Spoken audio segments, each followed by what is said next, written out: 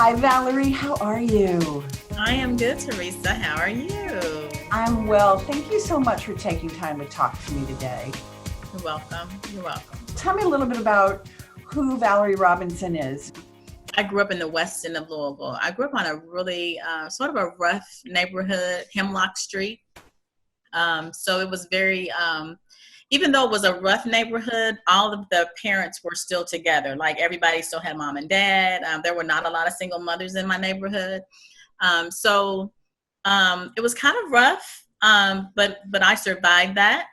And I went away to college, and I got to go to HBCU Fisk University, which I love, in Nashville, Tennessee. And that kind of changed the trajectory of my life and being exposed to different Black people. In my neighborhood, I was kind of like the only person in my neighborhood that I thought had dreams or dreamt big or had ideas about the world. So going to Fisk, I was exposed to Black people from all over the world that had ideas and dreams. And so I just kind of found my place. I found my people. I am married to Forrest Robinson, Buddy. And we actually met on the motorcycle set. We both ride motorcycles. And so we've been married for 10 years. And I have 3 adult children and 1 daughter who's 10. And my adult children are boys. So I was a boy mom all my life. They're 29, 25, and 19. Tell me about Sweet Jonasia, which is really the way that we met. Was Yeah. I fell in love with your little girl. Everybody loves Jonasia. So someone reminded me the other day on a post that I put on Facebook about being, a mother of boys. And so they mentioned that you also have a daughter. But it's so different, Theresa, because her experience, even with law enforcement in her life, is like, I don't even think about it in the same way, which I don't know if that's a good or a bad thing. She has such a positive relationship with law enforcement.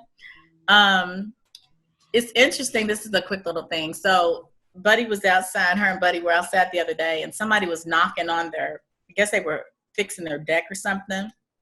And so Buddy's thing, he automatically thought it was gunshots. And this was either this week or last week. And so he's like, JoJo, he panics and just tells her to come because he was in the garage. And she said, Dad, it's okay. We live out here. It's fine. Nobody's shooting. He's just working on his deck. And so just to hear her have to calm him down, like, it's okay, Dad. Like, we're not even remotely near anything bad could happen to us. He's just working on his deck. Isn't that profound? How does that 10-year-old know? What a great thing that you all have done in terms of creating such a sense of safety. Yes. For the child, which is what every parent wants. At what age did you become aware of, or did you become aware of Black-white and any tensions in our city around that? When I always say I grew up in the hood, fondly though. I love that piece of my childhood. So one of the things that was interesting is that my mother was biracial. So when I was around maybe 8 or 9, maybe 10 or 11, I can't really remember, but it was a significant day that I was outside with a boy, and he was teasing me. And he said, you go to that banter, what kids do. And so he was saying that, so he was going to the quick, he was going to get me. And he said, well, that's why your mother's white. And I remember thinking, like, my mother's not white. He was like, yes, she is. And I remember like being so offended and hurt by that. Like, my mother's white. Like, I never even saw that my mother looked Caucasian. She just looked light skinned to me, because you don't see your parents as being different. My father was darker skinned, but my mother was lighter skinned. But the idea that she would even be white or biracial, it devastated me. And so I remember running into the house and thinking, there's a boy outside, Mom, he says you're white. And she goes, okay. And I was like, well, are you? And she was like, she never really talked about her identity. And so she basically didn't confirm or deny. So I go to my brother and I'm like, there's a boy outside that says mom is white. And he was like, well, she is half white. And I was like, well, she never told us that. And she was like, she doesn't like to talk about it. So I had this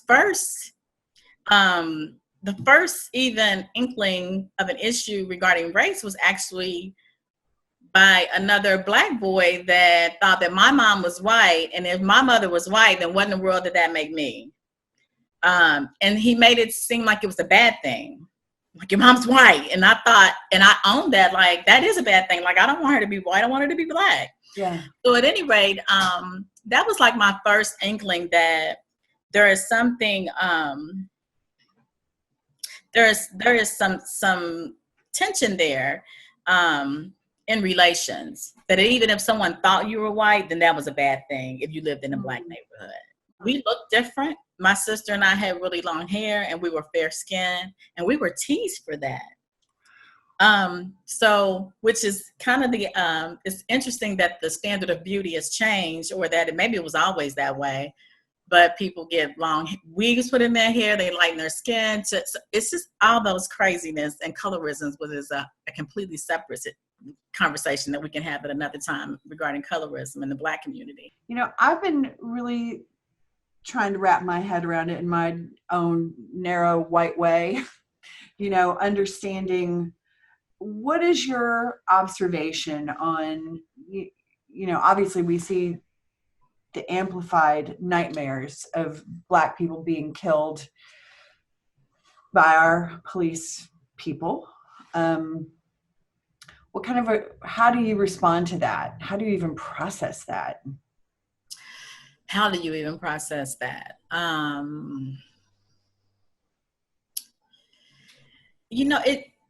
want to say something profound, but the only thing that I can think of is that it just breaks your heart, that people don't have the same value for your life that they would have for someone else's. It's hard to articulate. It really, really is. And even, I can even tell you like some of the things that I felt in the last few days, just, depressed, sad, frustrated, anxious.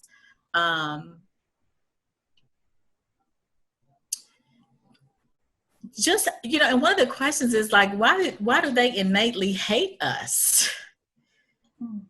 Like, what is it about Black people that they innately hate? And I'm not saying that they all innately hate, because I do have some really close law enforcement friends that I love and I'd go to bat for and I'd go to war for, but it would seem that the ones, they're either really frightened or they have some hate that they haven't dealt with. So it just kind of breaks your heart. What do you think about the wave of action that is seeming to get meaningful traction right now, even around the world? Both Barack and Michelle Obama have talked about Breonna by name. What are your observations? What are your hopes? What does it mean to you? So yesterday I posted that there were a group of protesters here in Prospect, like right outside my neighborhood, right there by the Walgreens. And it was just so powerful because, because it's so easy to be silent and for people just to stand up for you. I feel like they were standing up for me and my family. It was just so beautiful. And it was just so, it was very powerful because we could easily, Prospect is a very, we're sheltered out here. Again, I know the police officers by name. They drive by my house, they wave to me. It's just a completely different situation, and that's somebody that would come from a place of privilege. So I know that it's a movement all over the world, but it was really important for me just to live in a community that also supports that our lives do matter. I think it's amazing. And I think it is a movement. I know that it's been a path of destruction to get here. And sometimes peace is not pretty. But I'm so grateful that that we have some movement. And I think it's moving in the right direction. And I hope that this momentum continues. I don't know what change looks like, because a lot of people have been asking me that. A lot of people ask me a lot of things, Theresa, and I really feel like I'm ill-equipped to answer. But some people look to me to have some response, and I had a lot of people in my inbox that have asked me, what can they do? How can they help? And my response is that your thirst for change, just your inquiry that you want to have a better understanding is major to me. Because understanding is love. And once you get to an understanding, then you're not going to operate from a place of hate. And so I think that that's really beautiful. And I'm just so grateful that I've had all these people reach out to me. And again, I can't even really articulate how I feel. So it's hard for me to let them know what they should or can do. But I always start with, your thirst for understanding is the most important, and that we do this together. And I say that, that does enkindle a revolution. When someone that doesn't, like, if it doesn't affect you, it's easy for you to be silent. But when you're able to speak on that, and we're able to give our perspective, like, we cannot lose. Like, that's how you enkindle a revolution. I've been with my girlfriends, talking about suppositions about what role we could maybe play, or what we would do if we had power. And, one of the things that keeps coming up, I'm curious your opinion on reparations.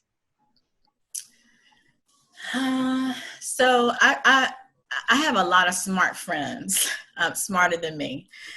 So one of the things that one of the girls that I'm in a lot of groups as well, she feels that that's the answer. She feels that if there's some economic equity, and that Black people can at least have some equal footing, that would be maybe not the answer, but that would at least be a start.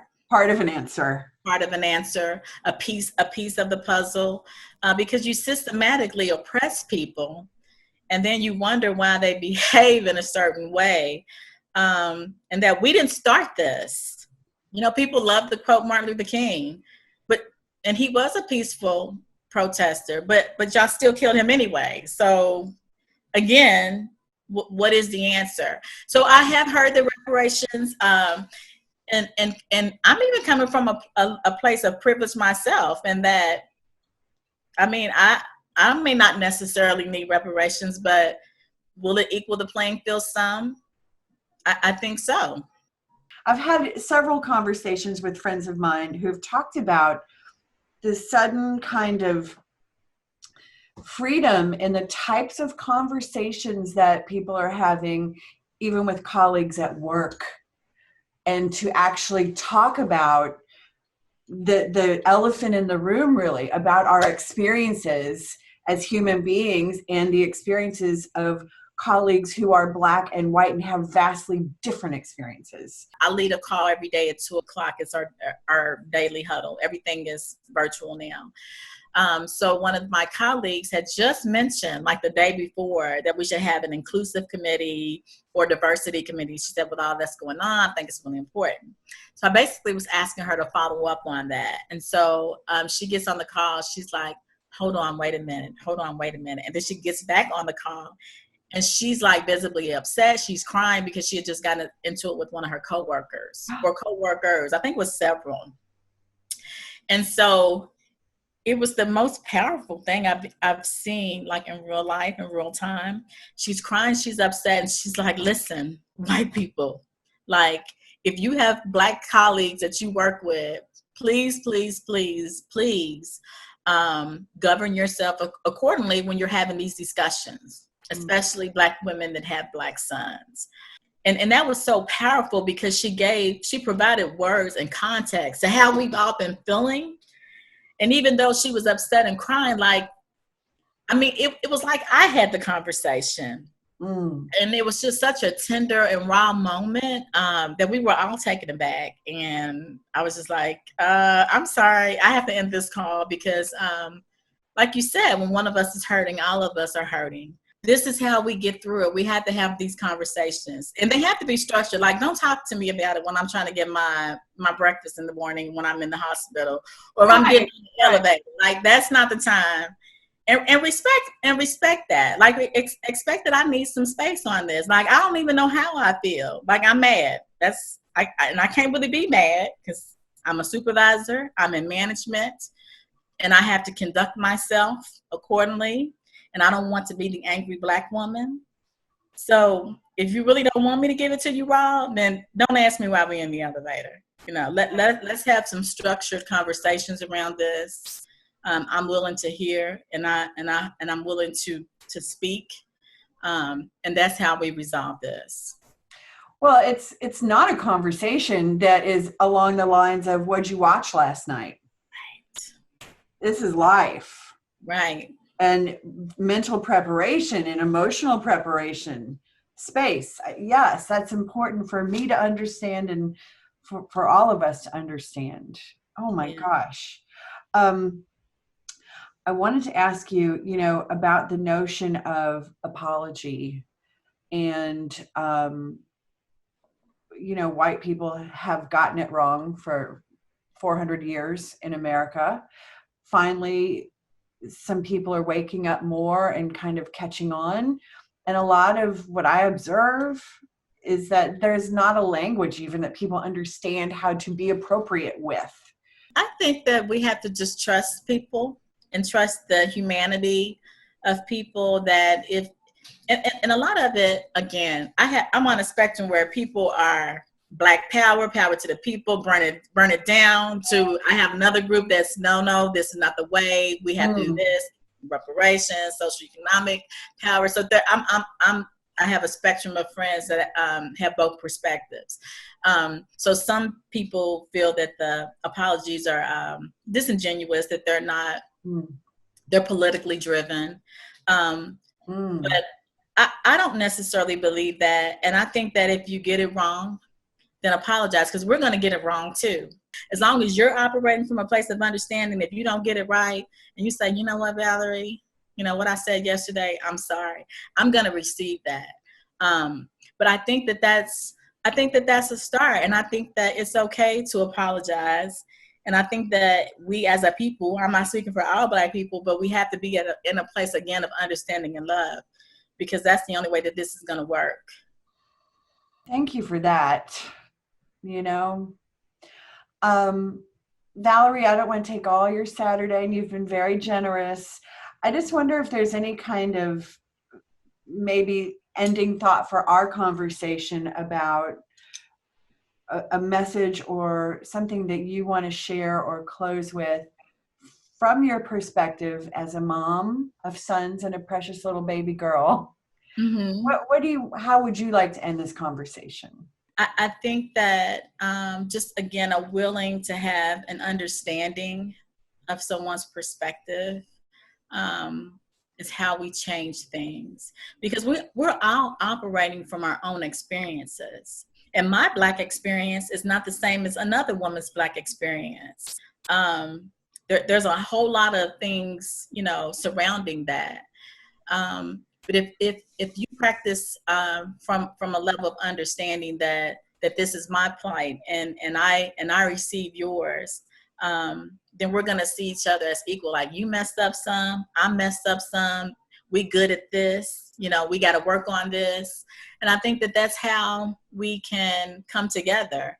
I hate that people see my boys and they consider them a threat. My middle boy has long locks. If you saw him, even when he comes to my house, he does. He looks, He's got his little swag on him, and he's got his long hair.